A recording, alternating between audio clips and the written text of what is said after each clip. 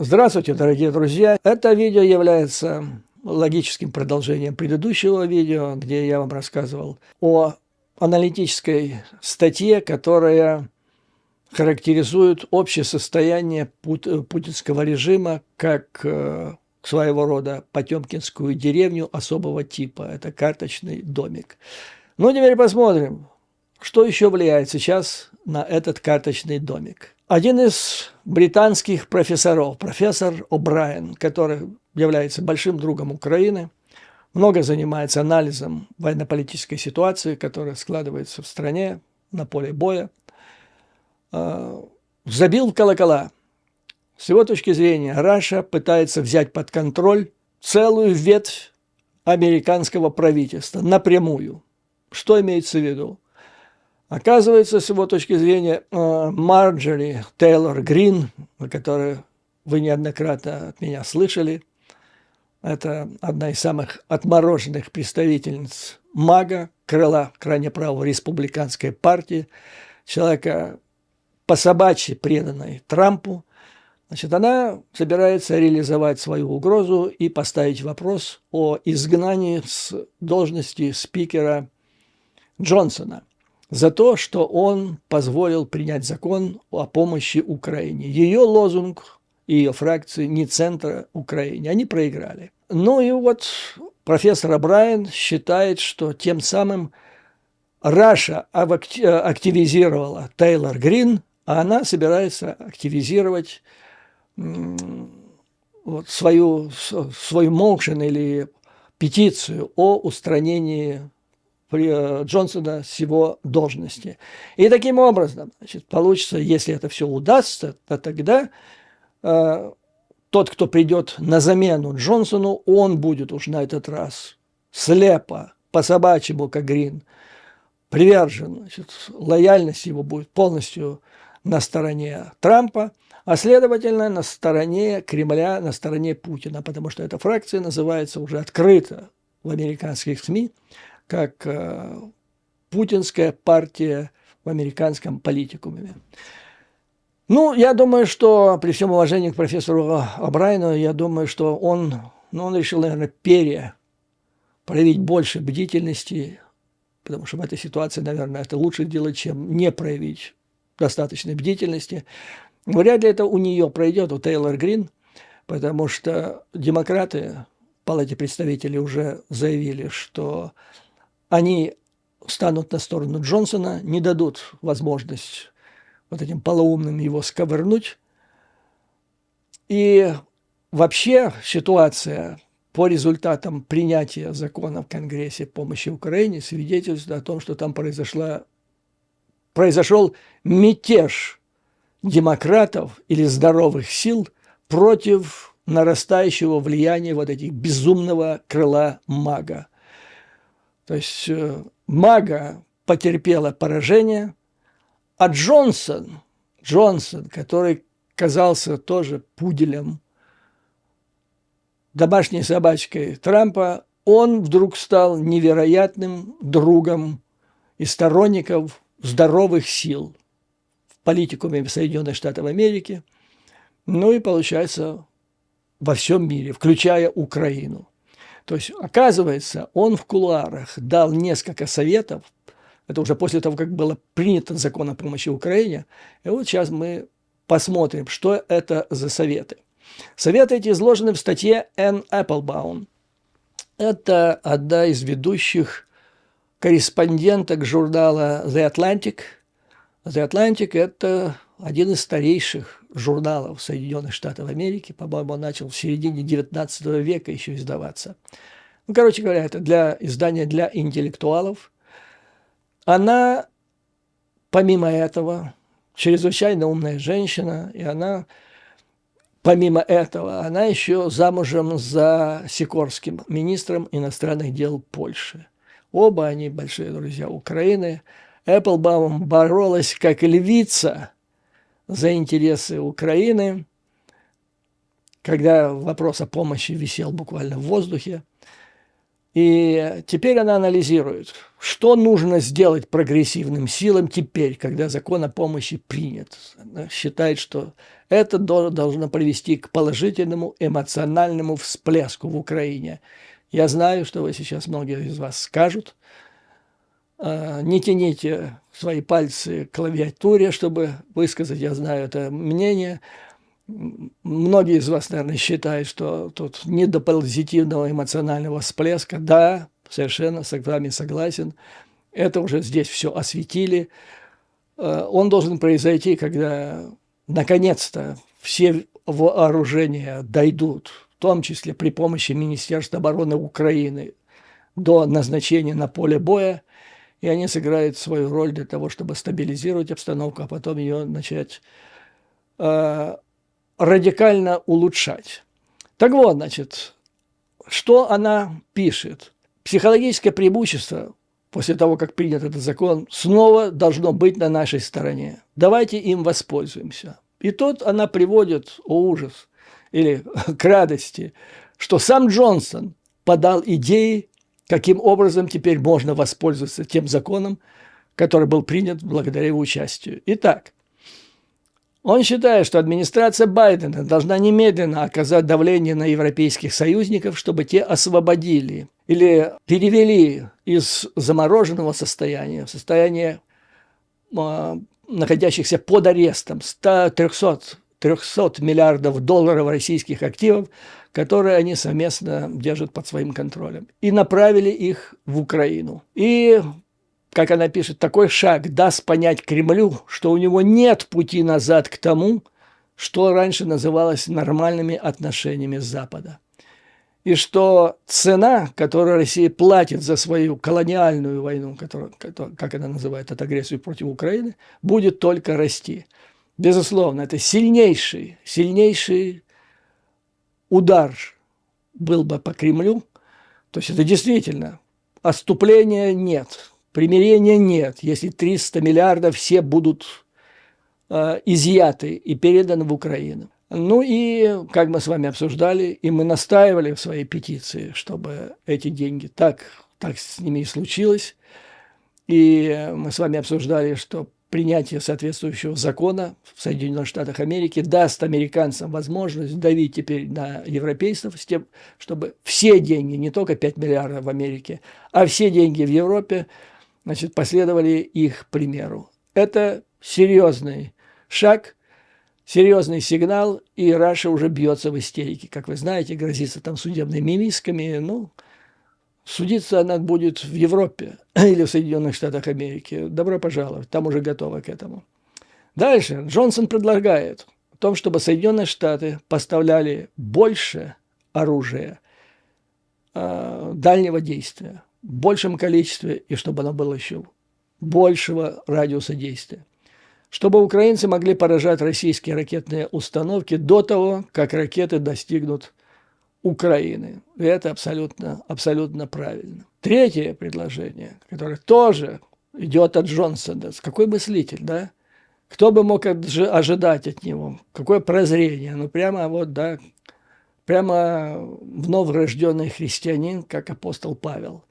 Значит, третье предложение. Европейцы и американцы должны закрутить гайки над режимом санкционным, который был уже объявлен в отношении России, но который Россия обходит при помощи там всевозможных лазеек и через различные страны.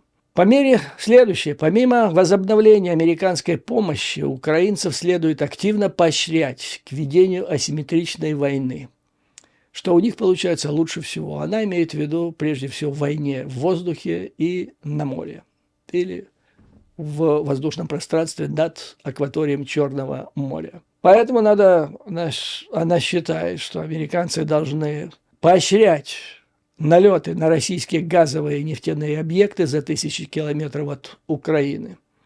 Нужно, чтобы этого было не меньше, а больше. Британцы уже это поощряют.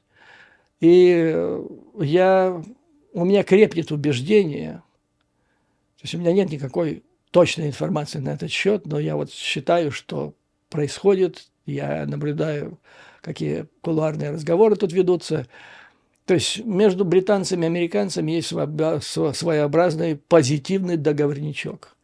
То есть американцы говорят, что мы не настаиваем, чтобы украинцы не били, но мы ничего не можем сделать, конечное решение принимают они.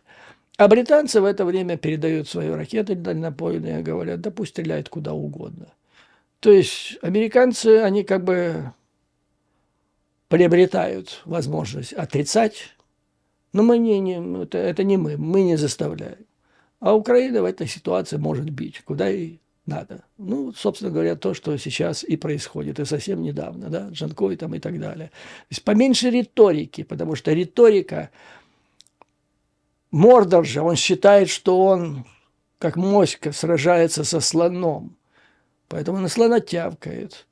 А если там на бультерьера или там собачкой поменьше какой-нибудь, так она, может быть, и побоится так по большому счету лаять, потому что бультерьер, он заметит ее в отличие от слона и удавит. Вот такая игра, по-моему, ведется. И, как заключает Энн Эпплбаум, эта война закончится тогда, когда русские больше не захотят воевать, а они перестанут воевать, когда поймут, что не могут победить. Теперь наша очередь убедить их, а также нашу собственную пророссийскую фракцию, это она имеет в виду Америку, путинскую фракцию, или путинское лобби, или путинскую партию в Вашингтоне, что российская агрессия провалится. И есть такие сенаторы, вот Джей Ди Венс, это второй, это такая же Тейлор Грин, только в Палате представителей, который доказывает, что нет у нас в Америке таких возможностей, чтобы до зубов вооружить и Украину, то есть произвести больше оружия, чем Россия и те страны, которые поддерживают Китай, Северная Корея и Иран. У Америки нет таких возможностей, поэтому нечего и деньги тратить на Украину. Тоже это тезис представителей, окружения Трампа. Вот то же самое, буквально слово в слово, в 1939 году говорил американский летчик, это самый популярный человек в Америке, Линдберг, который то же самое говорил, мы не можем воспроизвести больше оружия, чем это производит в Германии. Поэтому не надо и помогать, и не надо начинать помогать Великобритании. Знаете, чем это закончилось. И теперь мы переходим к санкциям, о которых вот написала Энн Эпплбаум. Закрутить гайки под этими санкциями, потому что их уже было объявлено много. Надо добиться того, чтобы они осуществлялись. В этой связи издание Financial Times сегодня публикует статью «Торговля Турции с Россией падает после давления Соединенных Штатов». Вот то же самое я вам рассказывал в прошлом видео. Соединенные Штаты делают в отношении Китая, причем разыгрывают глобальную партию, куда вовлечены страны, ведущие страны Западной Европы. Это куда едет сейчас, вернее, по-моему, на следующей неделе Си Цзиньпин. Так вот, так же, как и на Китай, Соединенные Штаты оказывают давление, соответствующее на Турцию. Кстати, вот в прошлом видео я вам рассказывал по поводу этой партии давления, которую Соединенные Штаты вместе с Европой разыгрывают такую партию давления на Соединенные Штаты, в которой американцы, используя европейскую карту, давят на Пекин. Сегодня в издании, не пропагандистском, а, так сказать, деловом издании Мордора, я читаю все наоборот. То есть Китай собирается использовать Европу как карту против Соединенных Штатов. Товарищ Си едет в Европу, чтобы вбить клин между европейцами и Соединенными Штатами Америки. То есть такое впечатление, что вот они услышали, увидели наше видео прошлое и решили опровергнуть. Но мне стало интересно, где они нашли эту информацию. Там линк есть. Нажимаю на этот линк. Там зарубежное какое-то издание. Захожу туда, нет такой статьи. Потом нахожу, статья есть, но она была вот буквально под этим названием. Но она была опубликована в марте 23 года. 23-го. Вот как делается дезинформация, понимаете? Фактура, человек не заметит, когда статья опубликована, да, действительно, едут вот так, получается. А это, оказывается, в марте 23 года, вот таким образом Пекин собирался разыграть европейскую карту, и ничего не получилось. Но вернемся к Турции. Так вот, что происходит с Турцией? Турецкий экспорт в Россию упал в первые 3 месяца 2024 года, что говорит о том, что американские меры по ограничению торговли товарами, которые Москва использует в войне в Украине, начинают приносить свои плоды.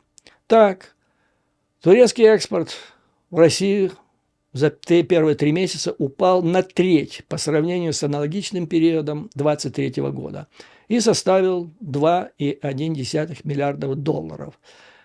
Это подсчеты, которые сделала Financial Times, и они основаны на данных Турецкого статистического института.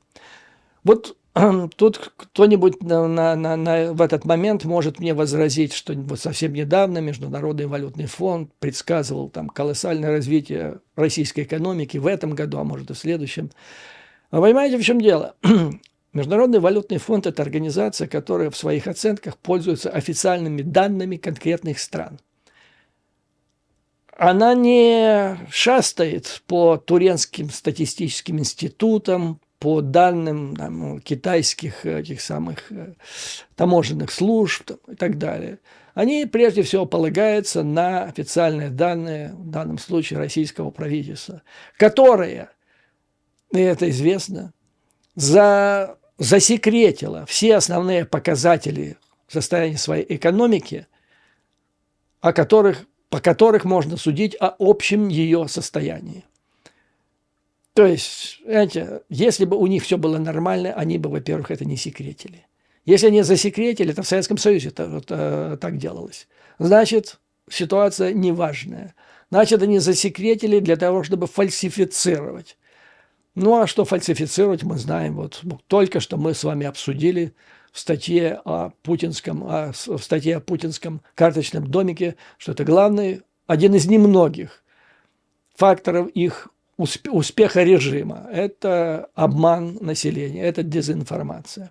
А это Турецкий статистический институт.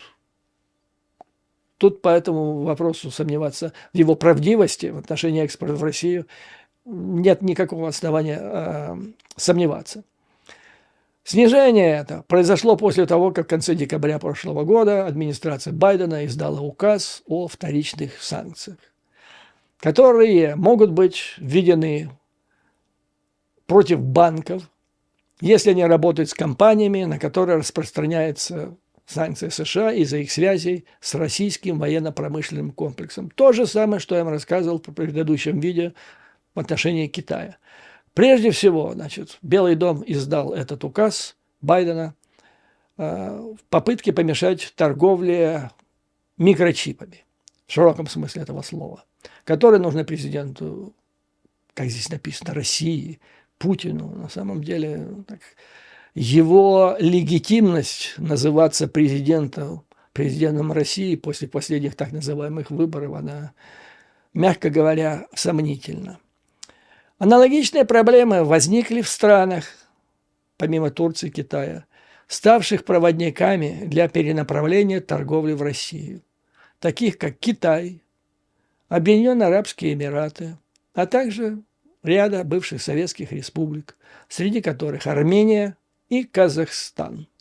Многие зрители из Казахстана в течение длительного времени писали, что из Казахстана, через Казахстан идут потоки, так называемые санкционки.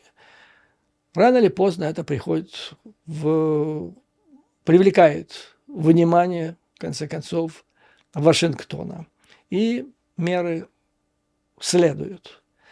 Союзники Украины определили конкретные высокоприоритетные товары, которые теперь пользуются особым вниманием. И в них входят шарикоподшипники, лазеры и компьютерное оборудование. Вот 3 позиции, на которые будут обращать самое большое внимание, без которых российский военно-промышленный комплекс существовать не может. Экспорт Турции на наиболее чувствительных из этих товаров составил, вернее, в декабре прошлого года он составлял 8,8 миллиона долларов, теперь упал до 2,2. Затем здесь статья подтверждает то, что мы обсудили в предыдущем видео, что в начале года также наблюдалось резкое снижение экспорта Китая в Россию. Так, китайский товарный экспорт в Россию сократился с декабря по конец марта с 10,7 миллиардов до 7,6, то чуть ли не на треть. Ну, там, правда, были праздники, празднование Нового года по китайскому календарю. Тем не менее, что нельзя отрицать и никоим образом нельзя это отнести насчет праздников, наибольший вклад в снижение товарного экспорта Китая внесла электроника и электрическое оборудование. То есть то, что почему Соединенные Штаты оказывали особое давление на Китай. То есть это никак не зависит от празднования Нового года. Признаки замедления турецко-российской торговли также наблюдаются на фоне улучшения отношений Анкары и Вашингтона. Здесь приводится пример согласия, которое Турция в конце концов дала на присоединение к НАТО Швеции. Ну, а в ответ Соединенные Штаты одобрили продажу модернизированных F-16. Ну и обращается особое внимание еще, что на фоне этих событий запланированный визит Путина, который он должен был провести в Анкару накануне еще до своих выборов, так называемых последних в марте, он был отменен, и новые выборы, пока сроки нового визита так и не названы.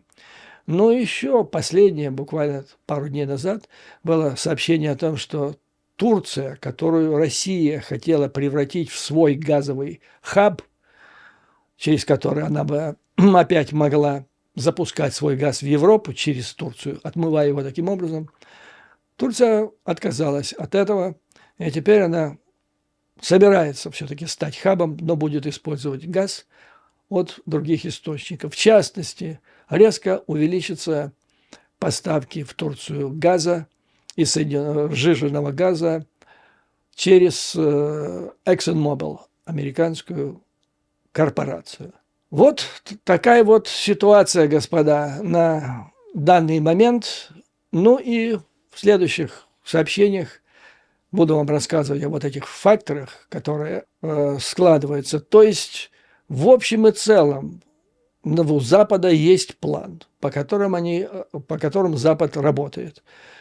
Я знаю, что многие хотят, чтобы это все было еще вчера, причем такие решения. Вот полгода там не было поставок американского оружия, да за эти полгода американцы могли бы там поставить Китай на колени, надавить. Нет, господа, события и проекты такого масштаба, они за полгода не происходят. За полгода, вот один мой знакомый, когда еще учился в начальной школе, он говорил, быстро только кошки родятся. То есть мы имеем дело с глобальными событиями, глобальной перестройкой вообще системы мироздания. Поэтому, к сожалению, это занимает с точки зрения координат отдельно взятой человеческой жизни очень много времени. Но процесс идет. Буду вас информировать о том, как это дальше происходит. А теперь, как обычно, слава Украине, вооруженным силам. Враг будет разбит. Победа будет за нами. Вам, дорогие друзья, выдержки, мужества и твердой веры в нашу неизбежную победу. До новых скорых встреч.